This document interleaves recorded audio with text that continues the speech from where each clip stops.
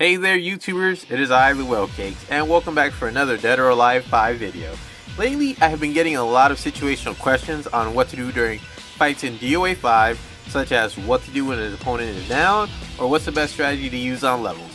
So I decided to make this video that I hope serves as a tutorial so that it can answer some of the questions you guys have.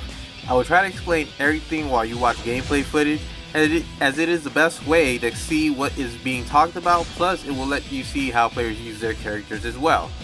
Also, before we get any deeper into this video, I will be holding a contest for the month of October where I'll be giving away free games for the PS3, mainly from the Resident Evil series. I'll go into further detail at the end of this video on how to enter that contest.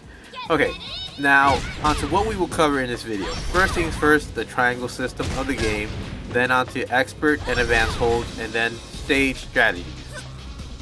Okay, to begin things, as many of you know, the game revolves around a rock, paper, and scissors system that dictates what moves will beat what. The system works like this: strikes beat throws, throws beat holds, and holds beat strikes. Based on that, we know a punch can beat throws, a throw can beat a counter, and counters can beat punches.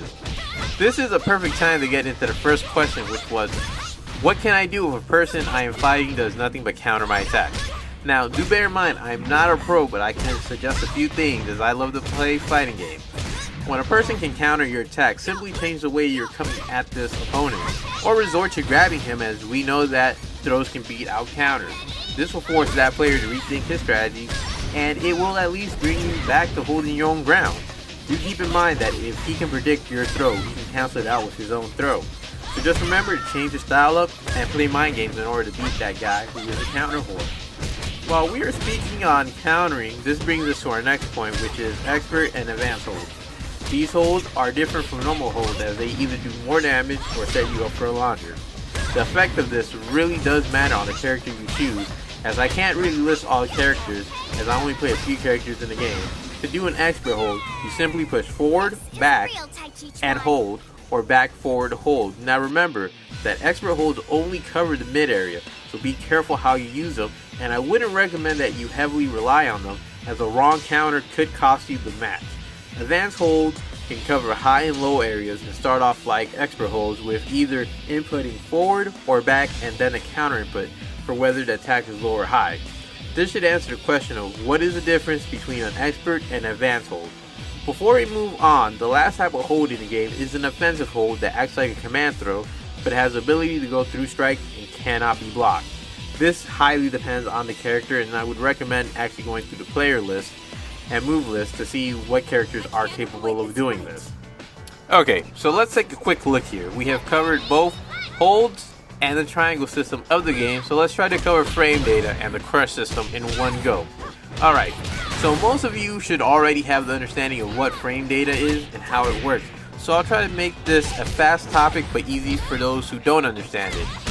Frame data simply lets you know how safe or unsafe a move is depending on the frames of the move. An example of this is, let's say a move on block is -8 frames. You can expect to be either grabbed or attacked, as the frames have left you at a disadvantage. Now, let's say you knew in advance all of your character's frame data, you'd be able to know which moves to use and when to use them, so that you are generally in a safe place during the fight and do not leave yourself open to be punished. Now, this is where the crush system comes into play with the frame data. Let's say you know everyone's data and you know where the opponent attacks land instead of trying to counter. You could hide crush the opponent. A crush is simply any move that avoids a certain range of attack, as the move puts your character into a safe location, like. Now with Helena Soheki, it moves in low, meaning it ducks at the beginning, not being affected by any high moves, and then Helena attacks, resulting in a high crush, as the last move of the attack is high. This will take some experimenting with the character you choose to play, as each move is different in their own way. If you want to see your own frame data, simply go to the menu screen and turn on move details. This will let you see exactly the frame data on block or any type of move you throw out into the game. Next on the list is what to do when knockdown and stage strategies can be covered in the same topic. To begin, when you get knocked down, the first thing you want to try doing is tech rolling and avoid any unnecessary damage. But now I do know there are some infinites that can't be escaped, such as the Milla, but they're all situational, I believe, such as they have to down you in a corner, or you have to be down in a certain level. So knowing this, you want to get up as quickly as possible, and depending on who you're playing, they might anticipate a rising kick, so you may not want to try a rising kick, as they'll be able to easily punish you. It's like giving away a free hold to your opponent. Lastly, if you're the one knocking the opponent down, your best option in most cases is to do a pounce attack, or if you notice they're going to do a rising kick, anticipate it and counter it. In most cases, I've seen that a pounce attack works better than trying to counter the kick. So now let's look at stage strategies now that we know what to do and what not to do when we are knocked down. On certain levels, there are walls, tiers, objects, and the overlooked slippery surface. All of these can help give you the upper hand during the fight and could possibly win you the fight, as they don't give the other players any options. Walls are handy for dealing wall damage, and depending on how the character lands on the wall, they will either slump or fall down. You want to stay away from making the character slump on the wall, as you can add damage to them, so you want them to be grounded when you make them meet the wall. That way you can get in another free attack or combo. Now, I know some of you will ask, well, how do you know if a character is slumped on the wall? The way you know they'll slump if they slumped on the wall is if, let's say you did an air juggle and they ended up hitting the wall. If you did an air juggle and they hit the wall, the character is going to slump to the ground and then fall down. But now if they were never in the air and you did a straight ground combo that knocked them into the wall, then they'll go into a straight fall down animation that allows you to, like I said earlier, continue a combo or get in a free attack before they actually hit the ground.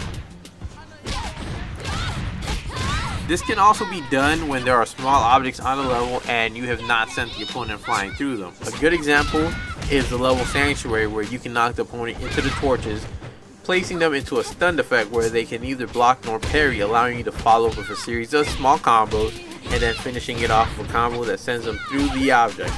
It sounds cruel, but as most will tell you in the fighting game community, you gotta do whatever it takes to win. Now the last stage strategy there is slippery surface. What the slippery surface does is it modifies the attack to a counter hit, leaving your opponent wide open for a follow-up. On that note, when playing on a slippery surface, use that to your advantage, as some will not expect it. So if you attack low, they'll actually slip. They'll lose their footing and stumble, allowing you to get more hits in. So I'll conclude the video here, as I think I've covered every question that everyone has sent me. So I hope you all found this video helpful, and I hope to have answered all the questions that were sent to me. Now, if you guys feel there was something that wasn't covered or you'd like me to cover, let me know in the comment area below, and I will do the best I can to make a video for it if I have time. Remember to subscribe and help the channel grow, you guys.